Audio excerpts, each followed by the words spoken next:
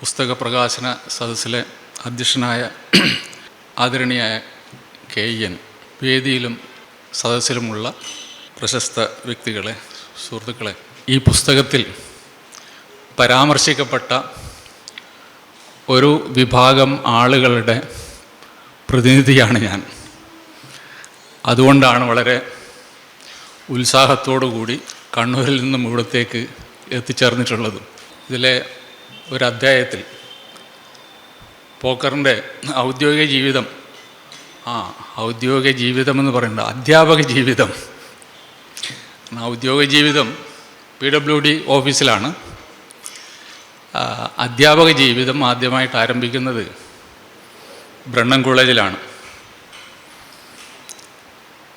Brennen കോളേജിലെ സമരോത്സുക സർഗാത്മകത എന്ന അധ്യായത്തിൽ വളരെ ചെറുതായിട്ട് അവിടെ ഉണ്ടായിരുന്ന ആ കാലഘട്ടത്തിലുള്ള നടന്നിരിക്കുന്ന സംഭവങ്ങളെ, നടത്തിയ പ്രവർത്തനങ്ങളെ, അതിനെ അദ്ദേഹം എങ്ങനെ വായിക്കുന്നു എന്നുള്ള കാര്യങ്ങളൊക്കെ വളരെ ചെറുതായിട്ട് പറഞ്ഞു പോയിട്ടുണ്ട്. പക്ഷേ ചെറുതായിട്ടേ പറഞ്ഞു പോയിട്ടുള്ളൂ എങ്കിലും 1980 കാലഘട്ടത്തിൽ ബ്രണ്ണൻ കോളേജിൽ പുതുതായിട്ട് സർവീസിലെത്തിച്ചേർന്ന ഒരു പുതുതലമുറയുടെ അവരന്ന് കടന്നുപോയിട്ടുള്ള മുഴുവൻ സംഭവങ്ങളെയും അവരുടെ ഓർമ്മകളിലേക്ക് ഒരിക്കൽ കൂടി വളരെ ശക്തമായിട്ട് തിരിച്ചു കൊണ്ടുവന്ന പുസ്തകം ആണ് ഇത്. അതുകൊണ്ട് ഞങ്ങളെ സംബന്ധിച്ചിടത്തോളം ഇതൊരു സ്വകാര്യ അഹങ്കാരം കൂടിയാണ്. കാരണം ആ കാലഘട്ടത്തിനെ പോക്കർ രേഖപ്പെടുത്തുന്ന സമയത്ത് അതിൻ്റെ എല്ലാ രീതിയിലുള്ള ഊഷ്മളതകളോടും കൂടി രേഖപ്പെടുത്തുന്നതിന് അദ്ദേഹം തയ്യാറായി എന്നുള്ളത്, അതിൽ ഞങ്ങളും കൂടി അതിൽ ഭാഗഭാക്കായി എന്നുള്ളത് ഞങ്ങളെ സംബന്ധിച്ചിടത്തോളം വളരെ അഭിമാനകരമാണ്, ഒരു അഹങ്കാരവും കൂടിയാണ്. അത് അടിവരയിട്ട് പറയുന്നതിന് എനിക്ക് യാതൊരു മടിയുമില്ല. വളരെ വികാരത്തോടു കൂടി തന്നെയാണ് ഞാനത് പറയുന്നത്. കാരണം എന്താണെന്ന് വെച്ചാൽ ആ കാലം അങ്ങനെയായിരുന്നു.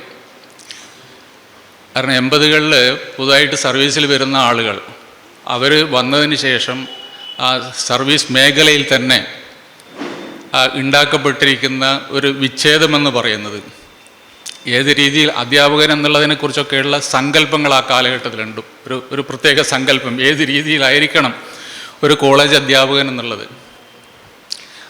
അതിനെയൊക്കെ ഡീകൺസ്ട്രക്റ്റ് ചെയ്തിട്ട് ഇങ്ങനെ ആയാൽ എന്താ എന്നുള്ള രീതിയിൽ ജീവിച്ചുകൊണ്ടിരുന്ന ഒരു കാലവും. അപ്പോൾ ആ കാലത്ത് ഞങ്ങൾ നേരിടേണ്ടി വന്ന, അത്തരം പ്രകൃതത്തിൻ്റെ പേരിൽ തന്നെ ഞങ്ങൾ നേരിടേണ്ടി വന്നിരുന്ന ഒരുപാട് പ്രയാസങ്ങളും, അത് സംഘടനാ വ്യക്തി എന്നുള്ള നിലയിലല്ല, സംഘടനാപരമായിട്ട് തന്നെ നമ്മൾ നേരിടേണ്ടി വന്നിരുന്ന വിഷയമാണ്. അതൊക്കെയും ഞങ്ങളുടെ ഓർമ്മകളിലേക്ക് തിരിച്ചു കൊണ്ടുവന്ന പുസ്തകം. അതുകൊണ്ടാണ് ഞങ്ങൾക്ക് ഇത്രത്തോളം വൈകാരികമായിട്ട് ഞങ്ങളെ പുസ്തകത്തിനെ സമീപിച്ചത്. ഇനി അതിന് ശേഷവും ഞങ്ങൾ തമ്മിൽ 83-ലാണ് ഞങ്ങൾ തമ്മിൽ പരിചയപ്പെടുന്നത്.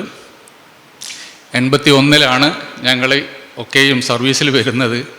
എൻ്റെയും പോക്കറിൻ്റെയും കേസിലാണെങ്കിൽ സർവീസിൻ്റെ കാര്യത്തിൽ വേറൊരു പ്രത്യേകത കൂടിയുണ്ട്. ഞങ്ങൾ രണ്ടുപേരും ഒരേ ദിവസമാണ് സർവീസിൽ വരുന്നത്, 18/7/81. അത് ഇന്ന് പറഞ്ഞു കഴിഞ്ഞാൽ വലിയ കാര്യമൊന്നും ആയിരിക്കില്ല. പക്ഷേ പോക്കറിനെ സംബന്ധിച്ചിടത്തോളം ഈ സാമ്പത്തിക കാര്യങ്ങളൊക്കെ കൃത്യമായിട്ട് ഇങ്ങനെ എല്ലാം സൂക്ഷിച്ച് വെക്കുക എന്നെല്ലാം പറയുന്നത്, ഇതെല്ലാം വെക്കണേ എന്ന് എല്ലാവരും ഉപദേശിക്കും. വെക്കുമെന്നും പറഞ്ഞിട്ട് ഈ സ്ലിപ്പുകളൊക്കെ വെക്കും, കഷ്ണ കടലാസുകളൊക്കെ വെക്കും. അന്നേരം പല സംഗതികളും അരിയേഴ്സായിട്ടാണ് കിട്ടുക, ശമ്പളവും മറ്റു സാധനങ്ങളും ഒക്കെ. പലപ്പോഴും DA അരിയേഴ്സ്, അങ്ങനെ ഇടയ്ക്കിടയ്ക്ക് ഇമാതിരി പരിപാടികൾ ഉണ്ടാകും.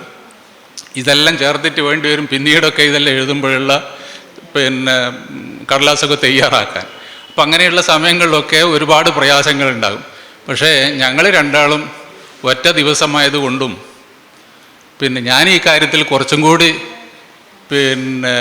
കൃത്യമായിട്ട് കാര്യങ്ങൾ ചെയ്യുന്നതുകൊണ്ടും പോക്കറിനെ സംബന്ധിച്ചിടത്തോളം കാര്യം സുഖമായി. കാരണം ഞങ്ങൾ ഒരേ സാധനത്തിന് 2 കോപ്പി എടുത്താൽ മതിയാകും, പിന്നീട് പേര് എഴുതി ചേർത്താൽ മതിയാകും എന്നുള്ള നിലയിൽ.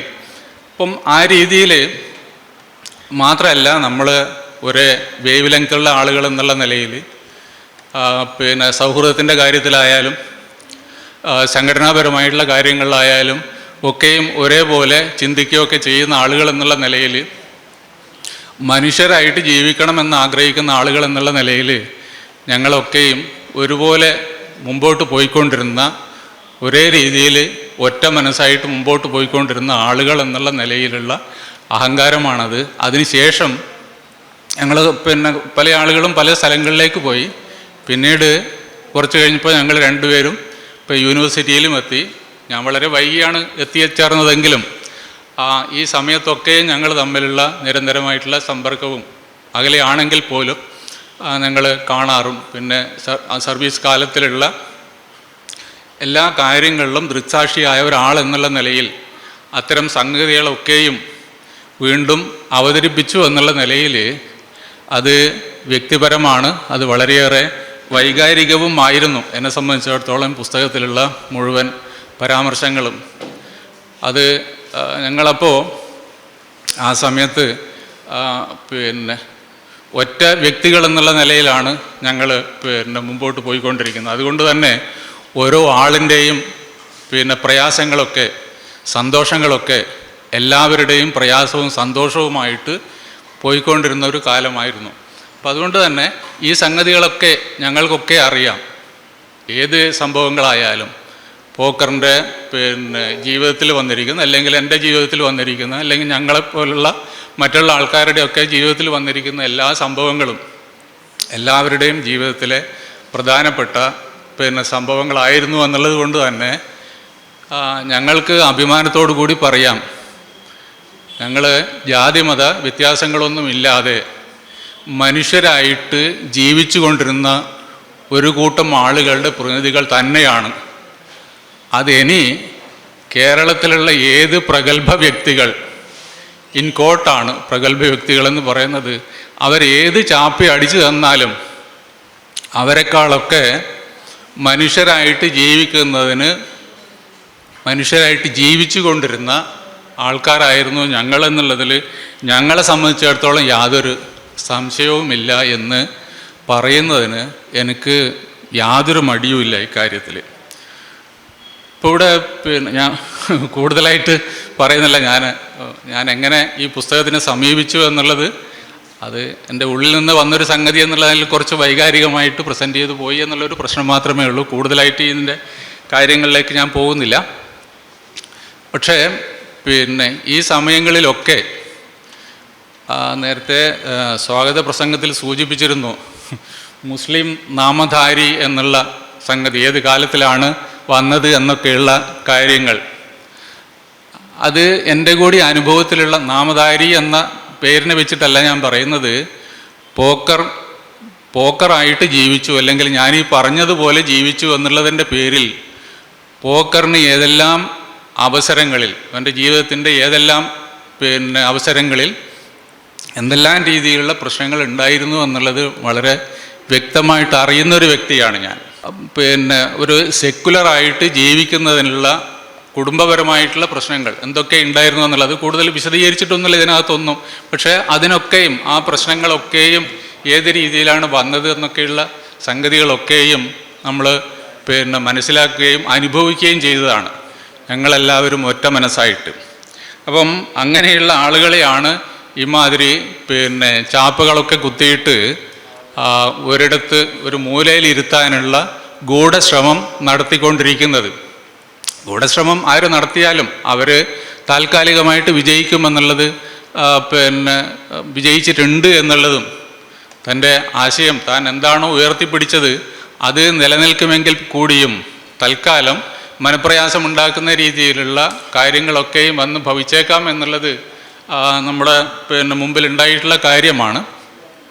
പക്ഷെ എന്നാലും അവരെന്താണ് ഉയർത്തിപ്പിടിച്ചത് എന്നുള്ളത് പിൽക്കാലത്തും ഡോക്ടർ ശ്യാംകുമാർ നേരത്തെ സൂചിപ്പിച്ചതുപോലെ അത് എല്ലാ കാലത്തേക്കുമുള്ള രേഖപ്പെടുത്തലായിട്ട് നിൽക്കുകയും ചെയ്യും. അതോടൊപ്പം ഈ നടത്തിക്കൊണ്ടിരിക്കുന്ന സവർണ ബ്രാഹ്മണ്യത്തിൻ്റെ എന്താണ് പേക്കൂത്തുകൾ, അതിന് എതിരായിട്ടുള്ള അതിശക്തമായ ചെറുത്തുനിൽപ്പായിട്ട് തന്നെ ഇത്തരം കാര്യങ്ങൾ അല്ലെങ്കിൽ ഈ പുസ്തകം തന്നെ അടയാളപ്പെടുത്തപ്പെടുമെന്നുള്ള കാര്യത്തിൽ യാതൊരു സംശയവും എന്നെ സംബന്ധിച്ചിടത്തോളം ഇല്ല.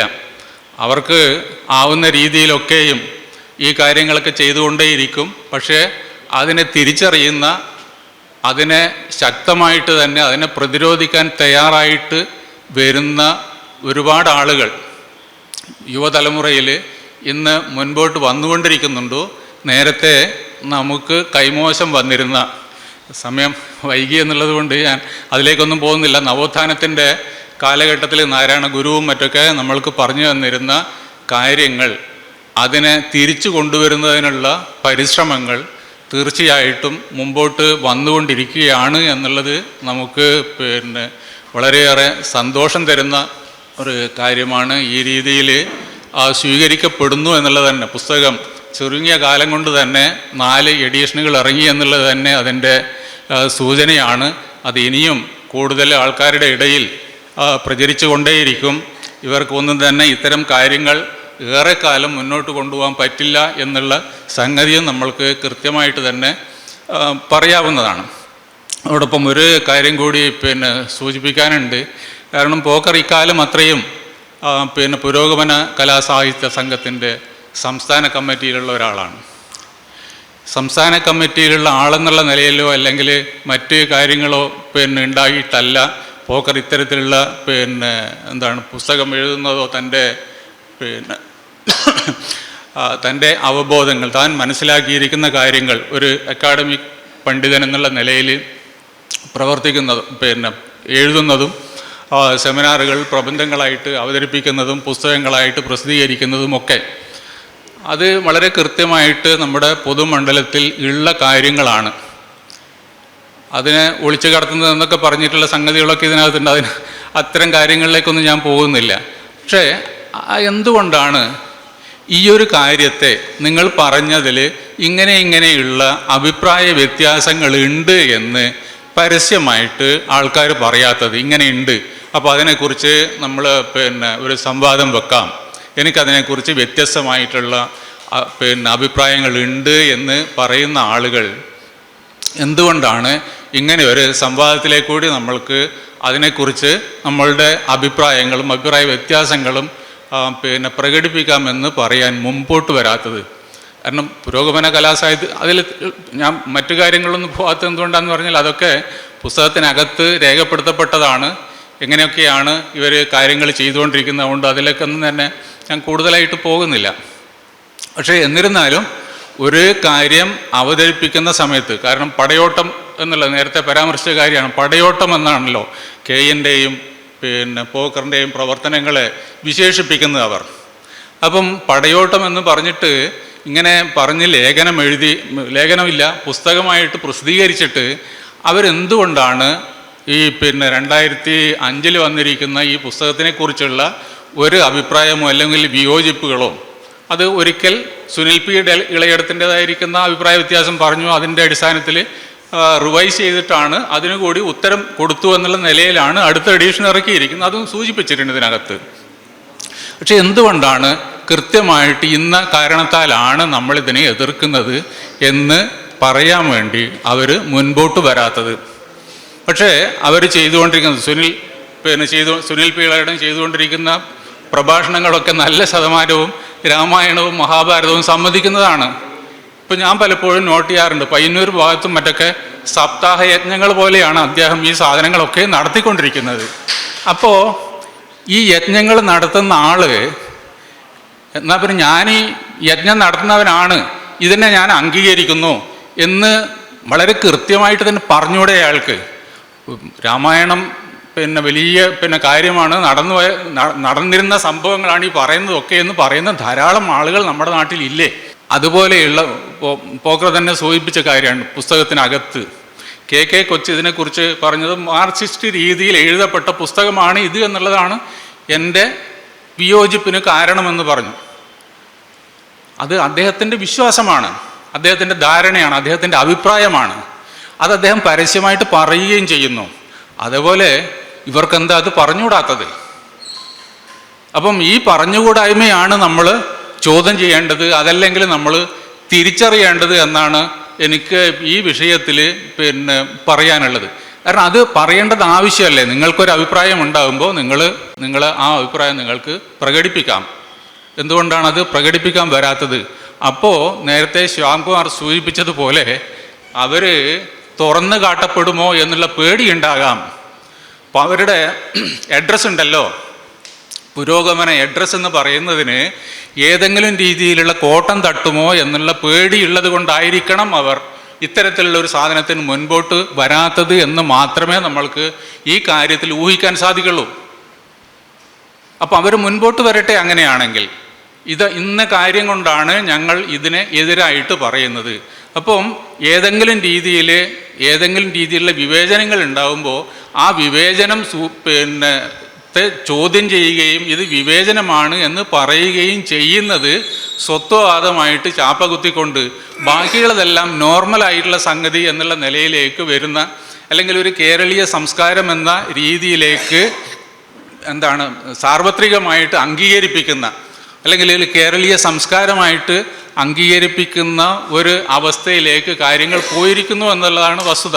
അപ്പോൾ എനിക്ക് തന്നെ എൻ്റെ ഓർമ്മയിൽ തന്നെ എനിക്കറിയാം. കാരണം ഒരു കാലത്ത് ഗെയ്യൻ്റെ പേരുമായിട്ട് ബന്ധപ്പെടുത്തിയിട്ടാണ് ആദ്യമായിട്ട് ഓണവിവാദം ഉണ്ടായി വന്നത്. അപ്പം ഞാൻ എൻ്റെ തന്നെ പല സുഹൃത്തുക്കളോടും ഇതിങ്ങനെ പറഞ്ഞപ്പോൾ അല്ല അതിനെന്താണ് കുഴപ്പം എന്നുള്ളതാണ് അവർ ചോദിക്കുന്നത്. ഞാൻ പറഞ്ഞു അത് കുഴപ്പമല്ലേ, ഗെയ്യൻ പറയുന്നതിൽ കാര്യമില്ലേ, എന്താണ് കാര്യം? ഞാൻ അവരോടൊക്കെ ചോദിച്ചു, അല്ല ഇപ്പം ഇതിനകത്ത് പറയും നമ്മളിപ്പോൾ ഓണമായിട്ട് നമ്മൾ പറയുന്നത് ഈ പുളിയിലക്കാരൻ നേരിയതും മറ്റൊക്കെ ഉടുത്തിട്ടുള്ള സ്ത്രീകളെ കുറിച്ച് വന്നിട്ട് അതിനെ നമ്മൾ കേരളീയ മുണ്ടായിട്ടൊക്കെ നമ്മളിപ്പോൾ പറയുന്നു. നിങ്ങളൊക്കെ വീട്ടിൽ പുരുഷന്മാർ സ്ത്രീകളൊക്കെ ഏത് കാലത്താണ് ഈ പുളിയിലക്കരയെ നേരിയതൊക്കെ ഉടുത്തുകൊണ്ടിരുന്നത്? നിങ്ങൾക്ക് പറയാൻ പറ്റുമോ ചോദിച്ചു. അല്ല അതൊന്നുമില്ല. അപ്പോൾ ഏതെല്ലോ കാലത്ത് ഉണ്ടാക്കപ്പെട്ടിരിക്കുന്ന, സ്വന്തം താല്പര്യത്തിന് വേണ്ടിയിട്ട് ഉണ്ടാക്കപ്പെട്ടിരിക്കുന്ന ചില ബിംബങ്ങളെ ഇങ്ങനെ പേറിക്കൊണ്ട് നടക്കുക എന്നുള്ളതാണോ നിങ്ങളുടെ ഉത്തരവാദിത്തം? നിങ്ങൾക്ക് നിങ്ങളുടെ പഴയ കാലത്തിനെ കുറിച്ച് അറിയാനും എങ്ങനെയായിരുന്നു ഈ പറയുന്നതെല്ലാം ഒരുപോലെ തന്നെ ആയിരുന്നോ, ഒരു ഏകശിലാത്മകമായിട്ടുള്ള ഒരു കേരളീയ സാംസ്കാരിക സ്വത്വം ഇവിടെ ഉണ്ടായിരുന്നു എന്നൊക്കെ ആലോചിക്കാനുള്ള ബാധ്യത നിങ്ങൾക്കില്ലേ എന്നൊക്കെ ചോദിച്ചിട്ട് പോലും ഈ ആൾക്കാരെ നമ്മൾ ഈ പറയുന്ന കാര്യം ബോധ്യപ്പെടുത്താൻ വേണ്ടിയിട്ട് എത്രമാത്രം ബുദ്ധിമുട്ടിയിരുന്നു എന്നുള്ളത് എനിക്ക് അറിവുള്ള കാര്യമാണ്. ഇത് ഞാൻ സാധാരണക്കാരോടല്ല പറയുന്നത് എന്ന് നിങ്ങൾ ഓർക്കുക. വലിയ ഡിഗ്രികളൊക്കെ സമ്പാദിച്ച് കോളേജുകളിലും സർവകലാശാലകളിലും അധ്യാപകരായിട്ടിരിക്കുന്ന ആളുകളോടാണ് ഞാനിത് പറയുന്നത്. അവർക്കാണിത് മനസ്സിലാവാത്തത്. അപ്പം നമ്മൾക്ക് ഇവിടെയുള്ളത് ഉന്നതമായിട്ടുള്ള ഡിഗ്രികളും മറ്റൊക്കെ നേടിയിട്ട് ഇവിടുത്തെ ഉയർന്ന ഉദ്യോഗങ്ങളിലും മറ്റൊക്കെ ഇരിക്കുന്ന ആൾക്കാരുടെ ബൗദ്ധിക ശേഷിയെക്കുറിച്ച് നമ്മൾക്ക് ഊഹിക്കാവുന്നതേ ഉള്ളൂ. അപ്പം അവരെയൊക്കെ പോക്കർ പറഞ്ഞതുപോലെ അവരൊക്കെ ചെവി കൊണ്ട് ചിന്തിക്കുന്ന ആളുകളായിട്ട് വേണ്ടി വരും നമ്മൾ അടയാളപ്പെടുത്താൻ. അവരൊന്നും തന്നെ തലച്ചോറ് കൊണ്ട് ചിന്തിക്കുന്ന ആളുകളല്ല. അങ്ങനെയുള്ള ആളുകളൊക്കെ വളരെ എളുപ്പത്തിൽ ഇത്തരം കാര്യങ്ങൾ തിരിച്ചറിയും. അതുകൊണ്ട് ഇനിയുള്ള കാലം നമ്മൾക്ക് ഇതൊക്കെ തിരിച്ചറിയുന്ന, തലച്ചോറ് കൊണ്ട് ചിന്തിക്കുന്ന ആളുകളായിട്ട് രൂപാന്തരപ്പെടുന്നതിനുള്ള പ്രവർത്തനം നടത്താൻ നാം ഓരോരുത്തരും ബാധ്യസ്ഥരാണ് എന്നുള്ള ഒരു ചിന്ത മാത്രം പങ്കുവെച്ചുകൊണ്ട് ഞാൻ എൻ്റെ വാക്കുകൾ അവസാനിപ്പിക്കുന്നു. നന്ദി.